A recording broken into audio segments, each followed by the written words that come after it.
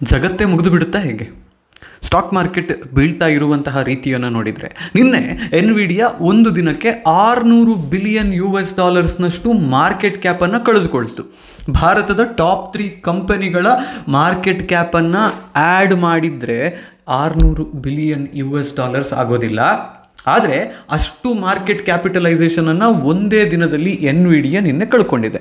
ಇದು over all ಆಗಿ ಭಾರತೀಯರು ಮತ್ತು ವಿಶ್ವದಾದ್ಯಂತ ಇರುವಂತಹ ಸ್ಟಾಕ್ ಮಾರ್ಕೆಟ್ ಇನ್ವೆಸ್ಟರ್ಸನ್ನು ಅಯ್ಯಬ್ಬ ಇದೇನಾಗ್ತಿದೆ ಅಂತ ಹೇಳುವ ಆತಂಕಕ್ಕೆ ತಳ್ಳಿದೆ. ಕಾರಣ ಏನು? ಡೀಪ್ ಸೀಕ್ ಅಂತ ಹೇಳುವ ಒಂದು AI ಸೊಲ್ಯೂಷನ್ ಎಲ್ಲರ ನಿದ್ದೆಯನ್ನು ಗೆಡಿಸಿದೆ. ಯಾಕಿದು ಅನ್ನುವ ಆಲೋಚನೆಯನ್ನು ನೀವು ಮಾಡ್ತಿದ್ರೆ we should have to rewind a bit back and go back. ಈಗ ಎನ್ವಿಡಿಯಾದ ಸ್ಟಾಕ್ಸ್ ಯಾಕೆ ಇಷ್ಟು ಎತ್ತರಕ್ಕೆ ಹೋಗಿದ್ವು ಅನ್ನುವ ಪ್ರಶ್ನೆ ನಿಮ್ಮ ತಲೆಯಲ್ಲಿದ್ದರೆ, ಇವರು ಮ್ಯಾನುಫ್ಯಾಕ್ಚರ್ ಮಾಡ್ತಾ ಇದ್ದಂತಹ AI ಸೊಲ್ಯೂಷನ್ಸ್ GPUಗಳು ತುಂಬ ದೊಡ್ಡ ಮಟ್ಟಿನ ಡಿಮಾಂಡನ್ನು ಹೊಂದಿದ್ವು. ಯಾಕೆ ಡಿಮಾಂಡನ್ನು ಹೊಂದಿದ್ವು ಅನ್ನುವ ಪ್ರಶ್ನೆ ನಿಮ್ಮ ತಲೆಯಲ್ಲಿ ಏನಾದರೂ ಬಂದರೆ, ಆರ್ಟಿಫಿಷಿಯಲ್ ಇಂಟೆಲಿಜೆನ್ಸ್ ಮತ್ತು ಮಷೀನ್ ಲರ್ನಿಂಗ್ ಅಂತ ಹೇಳುವ ಈ 2 ಟರ್ಮ್ಸ್ ಇದ್ದಾವಲ್ಲ, ಇವು 2 ತುಂಬ ಫ್ಯಾಷನೇಬಲ್ ಟರ್ಮ್ಸ್ ಇವತ್ತು. ಈ 2 ಟರ್ಮ್ಗಳು ಯಾಕೆ ಫ್ಯಾಷನೇಬಲ್ ಅಂತ ಕೇಳಿದರೆ, ಪ್ರತಿಯೊಂದು ಅಪ್ಲಿಕೇಶನ್ ನೀವು ಬಳಕೆ ಮಾಡ್ತಿರುವಂತಹದ್ದು AI enabled, AI integrated, artificial intelligence ಇರುವಂತಹ ಅಪ್ಲಿಕೇಶನ್ ಅಂತ ತನ್ನನ್ನು ತಾನು ಕರೆಸಿಕೊಳ್ಳೋದಕ್ಕೆ ಇಷ್ಟಪಡುವಂತಹ ಅಪ್ಲಿಕೇಶನ್ಸೇ ಇರೋದು. ನೀವು ಇವತ್ತು ರೆಡ್ ಬಸ್ಸಲ್ಲಿ ಹೋಗಿಬಿಟ್ಟು ಒಂದು ಬಾಟ್ ಜೊತೆಗೆ ಚಾಟ್ ಮಾಡ್ತಿದ್ದೀರಾ, ನೀವು ಒಂದು ಬಸ್ ಬುಕ್ ಮಾಡಿದ್ದೀರಾ. ಬಸ್ ಬುಕ್ಕಿಂಗ್ ವಿಷಯದಲ್ಲಿ ಏನೋ ಒಂದು ಇನ್ಫಾರ್ಮೇಷನ್ ನಿಮಗೆ ಬೇಕು ಅಂತ ಹೇಳಿದರೆ, ಯಾವುದೋ ಒಬ್ಬ ಕಸ್ಟಮರ್ ಕೇರ್ ಎಕ್ಸಿಕ್ಯೂಟಿವ್ಗೆ ಕೊಡುವ ಬದಲು ಅಥವಾ ಮಾತಾಡೋದಕ್ಕೆ ಹೋಗುವ ಬದಲು ನೀವೊಂದು ಚಾಟ್ ಬಾಟ್ ಜೊತೆಯಲ್ಲಿ ಇವತ್ತು ಮಾತಾಡ್ತೀರಿ. Chat bots are intelligent enough to respond back to most of your queries. ಈ ಚಾಟ್ ಬಾಟ್ ಕೂಡ ಜನರೇಟ್ ಅಥವಾ ಡೆವಲಪ್ ಆಗಿರುವಂತಹದ್ದು ಜನರೇಟಿವ್ AI ಮೇಲೆ. ಈ ಜನರೇಟಿವ್ AIನಲ್ಲಿ ಪಯನಿಯರ್ಸ್ ಆಗಿದ್ದದ್ದು ಯಾರು ಇಲ್ಲಿವರೆಗೆ ಅನ್ನುವ ಪ್ರಶ್ನೆ ಏನಾದರೂ ನಿಮ್ಮ ತಲೆಯಲ್ಲಿದ್ದರೆ, ಅದನ್ನು ಓಪನ್ AI ಅಂತ ಹೇಳುವಂತಹ ಒಂದು ಸಂಸ್ಥೆ ನಾವು ಇದರಲ್ಲಿ ಪಯನಿಯರ್ಸ್ ಅಂತ ಹೇಳಿಕೊಂಡು ಬರ್ತಾ ಇತ್ತು. ಚಾಟ್ GPT ಅಂತ ಹೇಳೋದನ್ನು ನೀವು ಕೇಳಿರ್ತೀರಿ, ಉಪಯೋಗ ಮಾಡಿರ್ತೀರಿ. ಅಥವಾ ಮೆಟಾದಲ್ಲಿ ಆಸ್ಕ್ ಮೆಟಾ ಅಂತ ಹೇಳುವಂತಹ ಪ್ರಶ್ನೆಗಳನ್ನು ಫೇಸ್ಬುಕ್ನಲ್ಲಿ ಕೇಳಿರ್ತೀರಿ. ಇವೆಲ್ಲವೂ ಕೂಡ ಜೆನ್ AI ಪ್ಲ್ಯಾಟ್ಫಾರ್ಮ್ಸ್. ಆದರೆ ಈ ಎಲ್ಲ ಜೆನ್ AI ಪ್ಲ್ಯಾಟ್ಫಾರ್ಮ್ಗಳ ಹಿಂದೆ ಅತ್ಯಂತ ದೊಡ್ಡ ಮಟ್ಟಿನ ಕಂಪ್ಯೂಟಿಂಗ್ ಪವರ್ ಕೆಲಸ ಮಾಡ್ತಾ ಇತ್ತು. ಟೆರಾಬೈಟ್ಸ್ ಆಫ್ ಡೇಟಾ ಇತ್ತು. ಟೆರಾಬೈಟ್ಸ್ ಆಫ್ ಡೇಟಾವನ್ನು ಪ್ರಾಸೆಸ್ ಮಾಡೋದಕ್ಕೆ ಸೂಪರ್ ಕಂಪ್ಯೂಟರ್ಗಳ ರೀತಿಯಲ್ಲಿ ಇರುವಂತಹ ಸರ್ವರ್ನ ಒಳಗೆ ಇರುವಂತಹ ಕಂಪ್ಯೂಟಿಂಗ್ ಅಂದರೆ GPUಗಳು, CPUಗಳು, ಪ್ರಾಸೆಸರ್ಗಳು ಕೆಲಸ ಮಾಡ್ತಾ ಇದ್ವು. And this was a costly affair.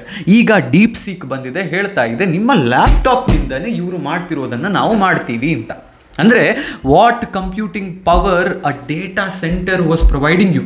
100 ಸರ್ವರ್ಗಳನ್ನು ಹಾಕಿ 100 ಸರ್ವರ್ಗಳ ಮೇಲೆ ಅಪ್ಲಿಕೇಶನನ್ನು ರನ್ ಮಾಡಿ ಅದರಿಂದ ಜನರೇಟ್ ಆಗುವಂತಹ ಇನ್ಸೈಟನ್ನೇ ನಾನು ಒಂದು ಲ್ಯಾಪ್ಟಾಪ್ ಬಳಕೆ ಮಾಡಿ ಕೊಡಬಲ್ಲೆ ಅಂತ ಹೇಳುವಂತಹದ್ದು ಡೀಪ್ ಸೀಕ್ ಹೇಳ್ತಾ ಇರೋದು. ಈಗ ಈ ರೀತಿಯದ್ದೊಂದು ಅಡ್ವಾನ್ಸ್ಮೆಂಟ್ ಬಂತು ಅಂದರೆ ಅದರಿಂದ ಏನಾಗುತ್ತೆ? ಎನ್ವಿಡಿಯಾದ ಶೇರ್ಸ್ ಡಿಮಾಂಡ್ ಆಬ್ವಿಯಸ್ಲಿ ಕಮ್ಮಿ ಆಗುತ್ತೆ. ಬಿಕಾಸ್ ಎನ್ವಿಡಿಯಾದ ಮಾರ್ಕೆಟ್ ಕಮ್ಮಿ ಆಗುತ್ತೆ. ಇಲ್ಲಿಯವರೆಗೆ ಹೆಚ್ಚು ಕಂಪ್ಯೂಟಿಂಗ್ ಪವರ್ ಇದ್ದರೆ ಮಾತ್ರ, ಹೆಚ್ಚು ಸರ್ವರ್ಗಳು ಇದ್ದರೆ ಮಾತ್ರ ನಾನು ಅದನ್ನು ಬಳಕೆ ಮಾಡಿಕೊಂಡು ಒಂದು AI ಸೊಲ್ಯೂಷನ್ ಕೊಡಬಲ್ಲೆ ಅಂತ ಯೋಚನೆ ಮಾಡ್ತಿದ್ದಂತಹ ಕಂಪನಿಗಳಿಗೆಲ್ಲರಿಗೂ ಡೀಪ್ ಸೀಕ್ ಹೇಳ್ತಾ ಇದೆ, ದುಡ್ಡು ಖರ್ಚು ಮಾಡಬೇಡಿ, we are giving you an open source solution. Open source ಅಂತ ಹೇಳಿದರೆ ಯಾರು ಬೇಕಾದರೂ ಬಳಕೆ ಮಾಡೋದಕ್ಕೆ ಸಾಧ್ಯ ಇರುವಂತಹ ಸೊಲ್ಯೂಷನ್ ಇದು.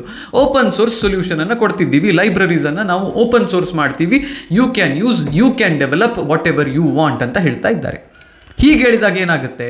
ನಾನು ಲಕ್ಷಗಟ್ಟಲೆ ಸರ್ವರ್ಗಳಿಗೆ ದುಡ್ಡು ಹಾಕೋದು ತಪ್ಪುತ್ತೆ. I will be using these libraries, I will be using these solutions and developing it at a fractional cost.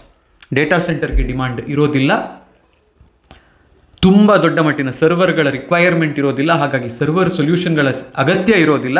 ಎನ್ವಿಡಿಯಾದಂತಹ ಸ್ಟಾಕ್ಗಳು ಈ ಕಾರಣದಿಂದ ಬೀಳ್ತಿರುವಂತಹದ್ದು. ನಮ್ಮಲ್ಲಿ ಅನಂತರಾಜು, ನೆಟ್ ವೆಬ್ ಅಂತ ಹೇಳುವಂತಹ ಕಂಪನಿಗಳು, ಡೇಟಾ ಸೆಂಟರ್ ಸೊಲ್ಯೂಷನ್ಗಳನ್ನು ಕೊಡುವಂತಹ ಕಂಪನಿಗಳ ಸ್ಟಾಕ್ಗಳು ಕೂಡ ಬೀಳ್ತಾ ಇರೋದು ಇದೇ ರೀಸನ್ಗೆ.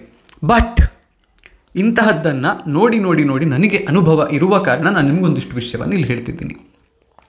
Is this a good buying opportunity for some of these data centre stocks ಅನ್ನುವ ಪ್ರಶ್ನೆ ನಿಮ್ಮ ತಲೆಯಲ್ಲಿದ್ದರೆ, I believe it is going to be a good opportunity. ಯಾಕೆ ಗೊತ್ತಾ?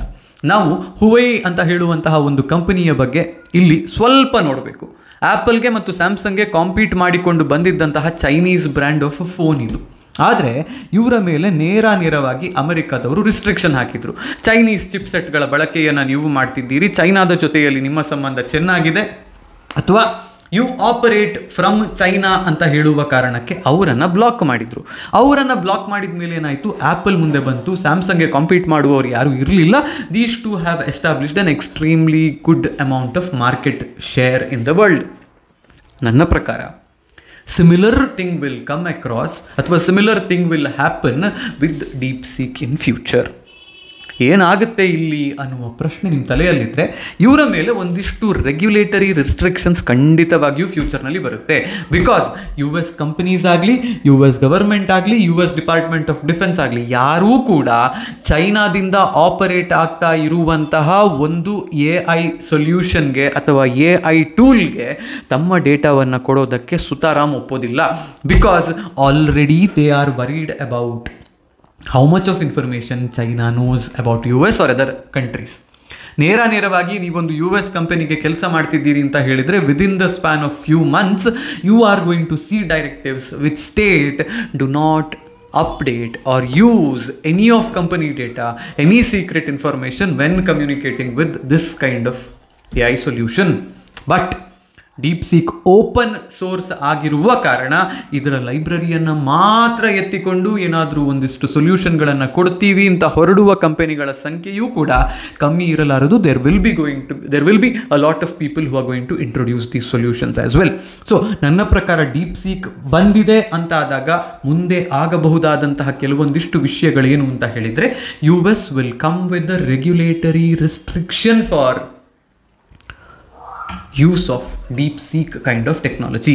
ಚೈನಾದಿಂದ ಬಂದಿದೆ ಅಂತ ಹೇಳುವ ಕಾರಣಕ್ಕೆ ಇದನ್ನು ಬಳಕೆ ಮಾಡೋದಕ್ಕೆ ಮತ್ತು ನಂಬೋದಕ್ಕೆ ತುಂಬ ಜನ ಹಿಂದೆ ಮುಂದೆ ನೋಡ್ತಾರೆ. In addition to this, data ಸೆಂಟರ್ಗಳು ಬಳಕೆ ಕಂಟಿನ್ಯೂ ಆಗುತ್ತೆ. ಬಿಕಾಸ್ ನಿಮಗೆ ಯಾವಾಗಲೂ ಕೂಡ IT ಇಂಡಸ್ಟ್ರಿ ಆಗಿರಲಿ ಅಥವಾ ಓವರ್ ಆಲ್ ಇಂಡಸ್ಟ್ರಿಗಳು ಯಾವುದೇ ಇದ್ದರೂ +1 ಸ್ಟ್ರಾಟಜಿಯನ್ನು, ಒಂದು ರಿಡಂಡೆನ್ಸಿ ಸ್ಟ್ರಾಟಜಿಯನ್ನು, ಒಂದು ಫೇಲ್ ಓವರ್ ಸ್ಟ್ರಾಟಜಿಯನ್ನು ಇಟ್ಟುಕೊಂಡೇ ಮುಂದೆ ಹೋಗ್ತವೆ. ಬರೀ ಇದೊಂದೇ ಸೊಲ್ಯೂಷನನ್ನು ನಾನು ಯೂಸ್ ಮಾಡ್ತೀನಿ ಅಂತ ಹೋಗುವಂತಹದ್ದು ಕಮ್ಮಿ. ಆ ಕಾರಣದಿಂದ ಡೇಟಾ ಸೆಂಟರ್ಗಳ ಮೇಲೆ ಅಥವಾ ಡೇಟಾ ಸೆಂಟರ್ ಸ್ಟಾಕ್ಗಳಲ್ಲಿ ನಾವು ನೋಡ್ತಾ ಇರುವಂತಹ ಈ ರಿಯಾಕ್ಷನ್ ಇದೆಯಲ್ಲ, ಇದು ನೀಜರ್ಕ್ ರಿಯಾಕ್ಷನ್ ಅನ್ನೋದು ನನ್ನ ಅನಿಸಿಕೆ. ಮಾರ್ಕೆಟ್ ಈ ರೀತಿಯಲ್ಲಿ ಇರ್ರಾಷನಲ್ ಆಗಿ ಬೀಳ್ತಿರುವಂತಹದ್ದು ಕೂಡ ನೀಜರ್ಕ್ ರಿಯಾಕ್ಷನ್ನೇ. FIIಗಳು ಟ್ರಂಪ್ ಬಂದಿದ್ದಾನೆ ಅಂತ ಹೇಳುವ ಕಾರಣಕ್ಕೆ, ಡಾಲರ್ ಎಪ್ರಿಷಿಯೇಟ್ ಆಗ್ತಿದೆ ಅಂತ ಹೇಳುವ ಕಾರಣಕ್ಕೆ, ಇಂಟರ್ನಲಿ ಅವರಿಗೆ ಒಳ್ಳೆಯ ಇನ್ವೆಸ್ಟ್ಮೆಂಟ್ ಅಥವಾ ರಿಟರ್ನ್ಸ್ ಕೊಡ್ತಾ ಇರುವಂತಹ ಫಿಕ್ಸ್ಡ್ ರಿಟರ್ನ್ ಇನ್ಸ್ಟ್ರೂಮೆಂಟ್ಸೇ ಇದೆ ಅನ್ನುವ ಕಾರಣಕ್ಕೆ ದುಡ್ಡು ತೆಗಿತಿದ್ದಾರೆ. ರಿಟೇಲರ್ಸ್ ಆ್ಯಸ್ ಯೂಶ್ವಲ್ ಫಿಯರ್ಗೆ ಬಲಿ ಬಿದ್ದು ದುಡ್ಡನ್ನು ಕೆಲವರು ಪ್ರಾಫಿಟ್ ಬುಕ್ಕಿಂಗ್ ಮಾಡ್ತಿದ್ದಾರೆ. ನನಗೆ ಗೊತ್ತಿರುವವರು ಒಂದಿಬ್ಬರು ಇವತ್ತೇ ಹೇಳಿದರು, 4,000 ಇತ್ತು ಲಾಭ, 2,000 ಇಳಿತು, ಅದು ಕಳೆದು ಹೋಗೋದು ಬೇಡ ಅಂತ ಹೇಳಿ ಐ ಬುಕ್ಡ್ ಮೈ ಪ್ರಾಫಿಟ್ ಅಂತ. Weak hands will shake off in this kind of market. 2020 ನಂತರ ಬಂದಂತಹ ಕೋವಿಡ್ ಬ್ಯಾಚ್ ಆಫ್ ಇನ್ವೆಸ್ಟರ್ಸ್ ಈ ರೀತಿಯ ಫಾಲನ್ನು 15-20% ಮಾರ್ಕೆಟ್ ಕರೆಕ್ಷನನ್ನು ನೋಡಿದಂತಹ ಉದಾಹರಣೆಯೇ ಇಲ್ಲ. ಇಂತಹವರಿಗೆಲ್ಲ ಇದೊಂದು ಕಲಿಕೆಯ ಜಾಗ. ಈಗ ನನ್ನ ಕೈಯಲ್ಲಿರುವಂತಹ ದುಡ್ಡನ್ನು ನಾನೇನು ಮಾಡ್ತಿದ್ದೀನಿ, I am investing in batches.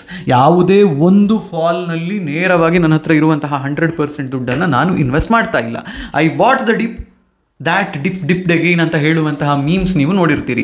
ಇಂತಹ ಮಾರ್ಕೆಟ್ಗಳಲ್ಲಿ ಅದು ತೀರಾ ಸಾಮಾನ್ಯ. ಸಪೋರ್ಟ್ಗಳು ಬ್ರೇಕ್ ಆಗುವಂತಹದ್ದು, ಸಪೋರ್ಟಿಂದ ಕೆಳಗೆ ಹೋಗಿ ಮಾರ್ಕೆಟ್ ಇನ್ನೊಂದು ಸಪೋರ್ಟ್ನಲ್ಲಿ ಸಪೋರ್ಟ್ ಸಿಗದೆ ಮತ್ತೆ ಬೀಳುವಂತಹದ್ದು, ಇದೆಲ್ಲ common. In the short term markets are irrational.